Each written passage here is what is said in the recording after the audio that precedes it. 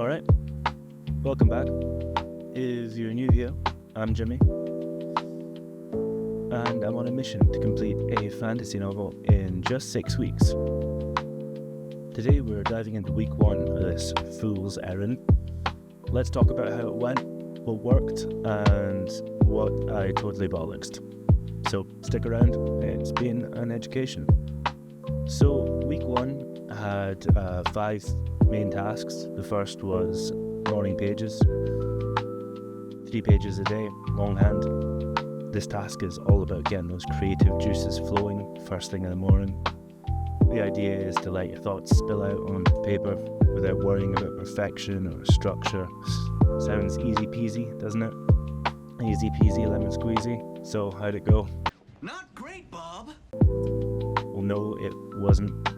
It was difficult, lemon difficult, and on the first 2 days, I thought I'd nailed it. All right, Brain. You don't like me and I don't like you. But let's just do this and I can get back to killing you. I wrote 3 pages of half-sleep rambling, but there were 3 pages. But by day 3, it started to fall apart. It felt like I had nothing to say, nothing left to say. Maybe I was still half asleep, maybe it was the giant notepad I was using that wasn't quite A4 sized, but I struggled. I didn't hit my goal every day, but hey, at least I started the day with something, right? Still, I've learned a lot from it, and I plan to keep at it this week. Next up was the artist's date. The idea is to do something just for yourself that fills the well of creativity. So I took myself to a fancy bookshop, because why not? And there I picked up The Road by Cormac McCarthy. But it wasn't just a book that stood out. I had a class conversation with the gent of a bookseller about Blood Meridian. By the way, I have a video on. Very amateur, but I'm proud of that start. He also gave me a ton of recommendations on where to go next with McCarthy. I mean, it was one of those conversations that just felt so nourishing. Since giving up booze, I've sort of chased highs that I previously got from drinking. And sincere connection, a shared passion, and it's like being 3 sheets to the wind all over again. Moving on to task number 3, walks. Twice a week I was supposed to go phone free for walks, just me and my thoughts. And you know what? These actually worked a treat. There's something about walking without distractions that really helps the flow of ideas. After a few days, it was like a knot in my brain started unraveling, and I found the perfect ending for my story. It's mad, isn't it? A good walk can be a writer's best friend. Tolkien had to write all along. Task 4 was all about hitting the daily quota, 2 pages a day, and I didn't manage it every day. Between work and a million other responsibilities, finding time to write consistently was a challenge. Some days I just didn't get those 2 pages in, but I did use the time I had at the end of each day to add to plot, refine some lines, brainstorm. It wasn't always perfect, but I made a start, and I think that's what matters. Task 5 was all about finding writing inspiration stations, places where you can get into the writing zone. And let me tell you, I'm more confident than ever that the next great novel might just be written on the toilet. I'm not screwing around, but seriously, the real magic happened when I found this really early train ride with very few passengers. The internet was terrible, which was perfect. No distractions, just me and my thoughts. If I could afford a personal train, I'd ride there every day.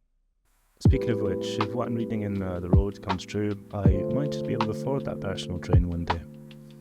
For now, I'll stick to public transport and the occasional bog inspiration. So what's next on the agenda for week 2? Well, first, the task is to write for 20 minutes, to set a timer for writing for 20 minutes. Just 20 minutes, no more, no less. The idea is to see what happens when I promise myself I'll just write for a short amount of time. It's all about overcoming resistance. Next up, I'm tackling perfectionism. I've got a list of sentences that all start the same. If I didn't have to do it perfectly, I'd... It's a simple exercise, but I'm curious to see how it works out. Then, afterwards, I'm going to find my inner critic and name them. It could be a person, a relative, or even a cartoon villain. I'm not sure who it's going to be yet, but I'll figure it out.